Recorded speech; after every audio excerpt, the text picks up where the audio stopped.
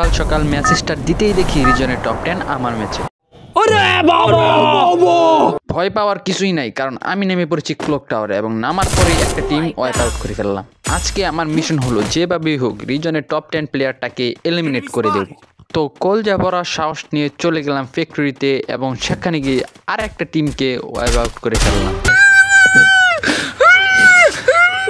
কিচ্ছু করার নাই অক্ষয় কুমার ভাই, এটা কিচ্ছু করার নাই, কারণ তোমরা আমার সামনে পড়ে গিয়েছো তো তোমাদের মরতেই হবে। তারপর দেখি সামনে থেকে আরেকটা এনিমি এবং তাকেও হেডশট দিয়ে ফেলে দিল। আমার হেডশট থেকে তোমরা ভাবতেই পারো আমি প্যানেল ইউজার, তবে তোমাদের ধারণাটা ভুল, কারণ আমি মোবাইল ইউজার এবং আমি ইনফিনিক্স হট 40 প্রো ইউজ করি।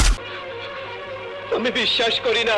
হ্যাঁ, বিশ্বাস করতে হবে বাপ্পরাজ কাকু, কারণ আমি করিম ভাই। তো তারপর সামনে দেখি আরো একটা এনিমি প্যাক করে বসে আছে, তো আমি ভাবলাম এখানে দাঁড়িয়ে থাকি। তারপর দেখি নিচে দিয়ে আরেকটা এনিমি, তো তাকে এমটেন দিয়ে ডাউন করে ফেললাম। তারপর তার আরেকটা টিমমেট, তাকে এমটেন দিয়ে ডাউন করে ফেললাম এবং একসাথে দিলাম। দোষটাকে ফিনিশ দিতে না দিতে দেখি আমার টিমমেটকে ডান দিক থেকে ফায়ার দিচ্ছে, তো তাকেও আমি দেখাই দিলাম এমটেনের চাতা কাকে বলে। এমটেন আমার একটি ফেভারিট গান এবং আমি এটা দিয়ে অনেক এনিমি কিল করেছি। পুচিনক থেকে বেরিয়ে আমি চলে আসলাম পিকে এবং সেখানে একটা টিমকে ওয়াইপ আউট করে দিলাম। আর মাত্র 3টে এনিমি অ্যালাইভ রয়েছে। আমার মনে হচ্ছে রিজনের টপ 10 প্লেয়ার ওই জায়গায় থাকবে, তো আমি ও আমার ফ্রেন্ডসরা মিলে চলে গেলাম একদম পিকের মাঝখানে।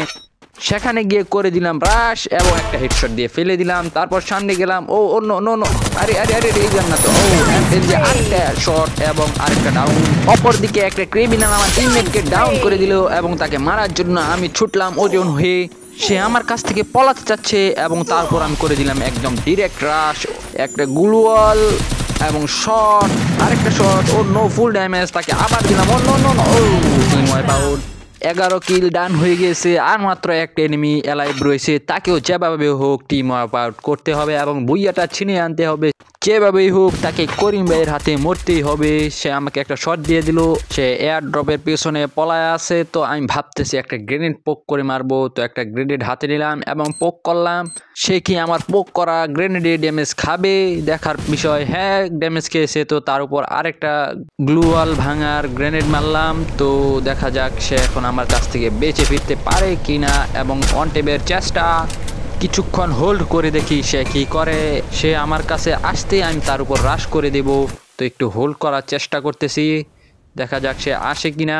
একটা গ্লুয়াল মারলাম, তারপর এখানে দাঁড়িয়ে থাকলাম। এনিমিটা আমার উপর রাশ করে দিয়েছে, তো তাকে 2টা শট দিলাম এবং সে ড্যামেজ। তো আরেকটা শট দেওয়ার চেষ্টা, ও নো নো নো ভাই মেরে ফিগে, আরে আরেকটা শট, আরেকটা শট, আরেকটা শট, আরেকটা শট, একটা শট দিলে মরে যাবে। আরেকটা শট, ও ইয়েস, ভুইয়া, ইয়েস গাইস। আর হ্যাঁ গাইস, ভিডিওটি ভালো লেগে থাকলে অবশ্যই সাবস্ক্রাইব করবে আমার চ্যানেলটিকে। ধন্যবাদ সবাইকে আমার ভিডিওটি দেখার জন্য।